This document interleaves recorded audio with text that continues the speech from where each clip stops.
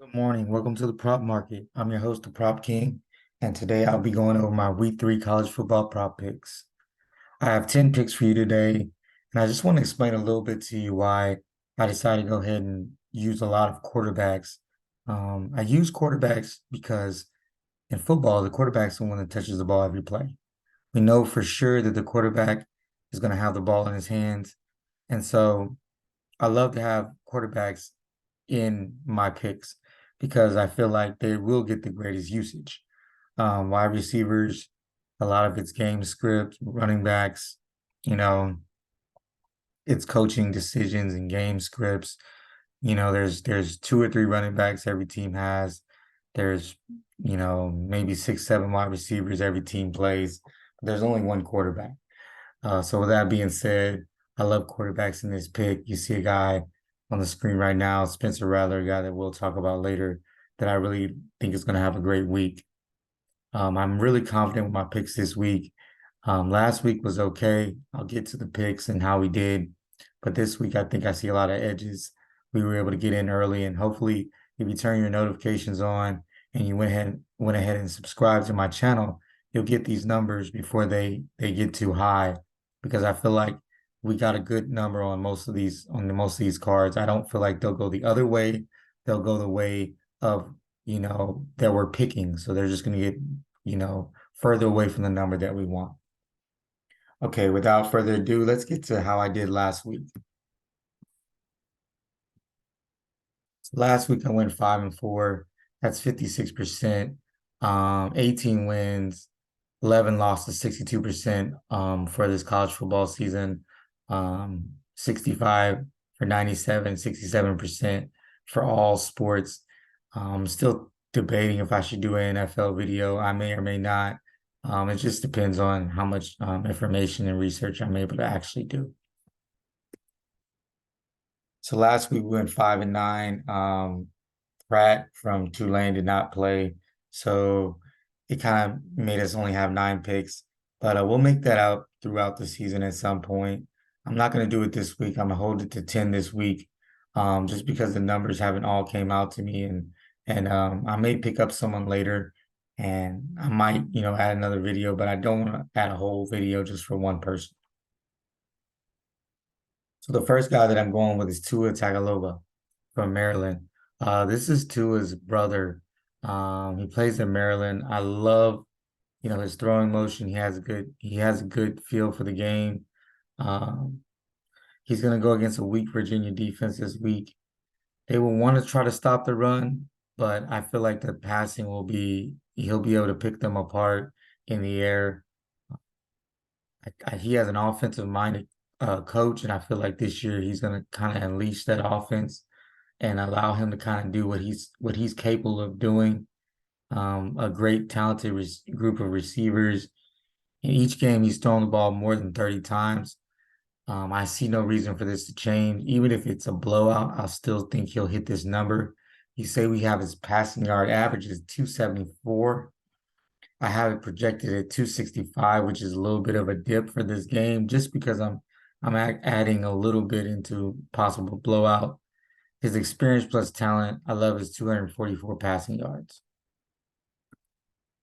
Going on to Michael Penix, this guy's a straight video game. Every time he sets on the field, he has an offensive-minded coach that loves to air it out. I've even seen him call a timeout with like a minute left just so they can get the ball back before halftime and try to go in and score. He's averaging 430 yards passing, which is crazy. And I still have him projected at 410, which is well over 400 yards. His numbers started at 360 or 380. It has creeped down quite a bit. So we are getting really good value with this number. Michigan State program is in some turmoil, just fired their coach. I don't think the defense is there. It shows up on defense the most when people are disconnected.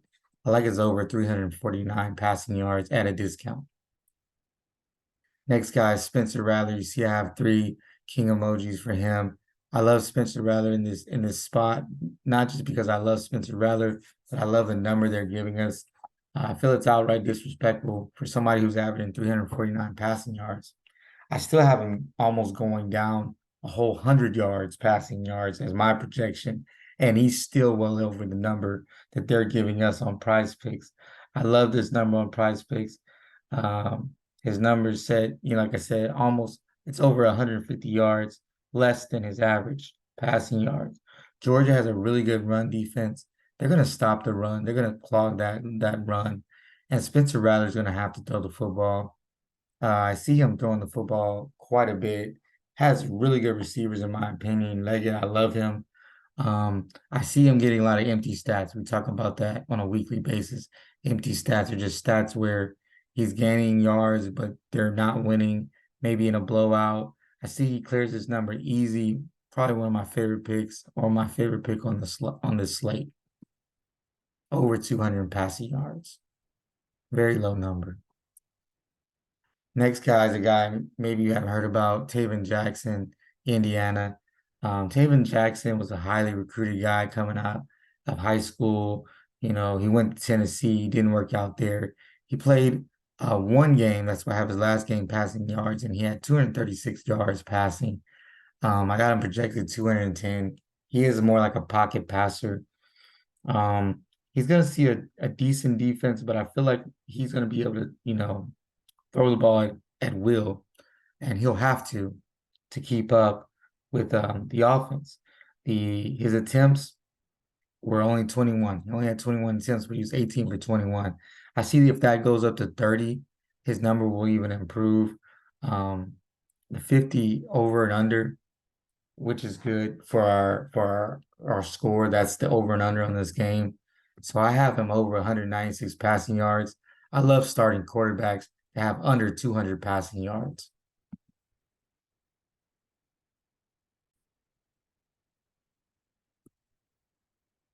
All right. The next guy that we're going to go with is going to be KJ Jefferson. He was a horse for me last year. He got me so many yards. Once again, they're kind of sliding this guy. They don't think he's much of a passer, but he worked on his passing all summer. Everything has come out of Arkansas said that's all he's really worked on. So I'm gonna believe it.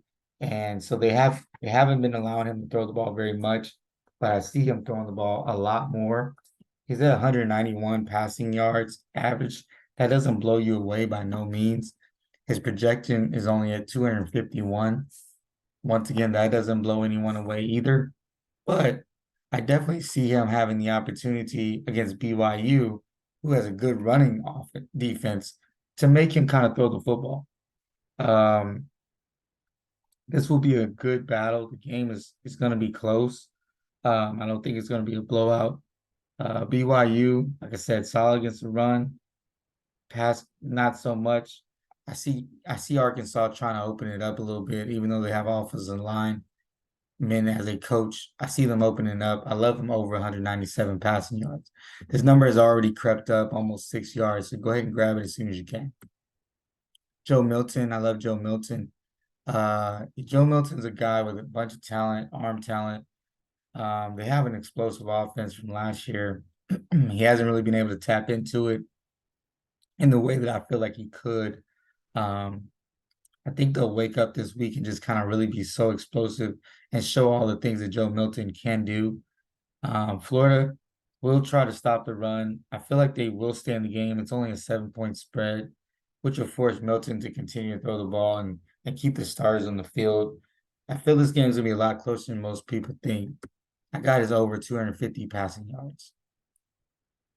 Next guy, I don't have much on the screen for him, but I love Brock Bowers for multiple reasons. Last week he was kind of, ineffective. Didn't get many opportunities. He only had 3 yards, I believe, and he's Georgia's best player. Look for them to find a way to get him the ball. He might run it off some reverses, screen passes. They'll find a way to get this guy the ball. I'm almost sure he's going to get in the end zone some type of way. I love Brock Bowers for this weekend. I feel like South Carolina will force Georgia to play, and I feel like the game is going to be a lot closer than the spread is currently. I see Brock Bowers having an opportunity to really make some plays in this game. I got his over 12.5 fantasy score. Back to Donovan Smith. He kind of disappointed us 2 weeks ago, but I'm not going to hold that against him too much. This number for Donovan Smith is high. It's not a huge advantage, it's not a huge discount, but that lets me know that they do believe in him. But what I do believe in is this over is set at 63. That's one of the largest overs for a game. So this game is supposed to be back and forth. We've already seen TCU defense giving up almost 500 yards to Shedeur Sanders. I see Houston needing to score. I think TCU will score themselves. I think I love this weak defense and this high number. I see the game also staying kind of close. Um, and I saw Houston defense give up 49 points to Rice. So neither one of them are very good at defense. So TCU should be scoring on Houston. Houston should be scoring on them. This over 259 passing yards should hit. Next guy is Jaden Daniels. Jaden Daniels going against a Mississippi State defense that is pretty bad, probably the worst in the SEC in my opinion. I see him being able to just kind of just air it out. Look at his numbers, 308, 358. So he's been throwing up some good numbers. Even in that loss to Florida State, he showed promise. His fantasy score is a little too high for me. So that's why I'm staying with his passing yards. I think he'll be able to make a good throw almost every single time because he has so much talent around him. I see a lot of yards after the catch for his wide receivers. And the over-under is at 55. So that's pretty high. And I think most of those points are going to LSU. I see Jaden Daniels easily getting to 251 passing yards. Last guy on the slate I have is Hudson Card. This is a transfer from Texas University.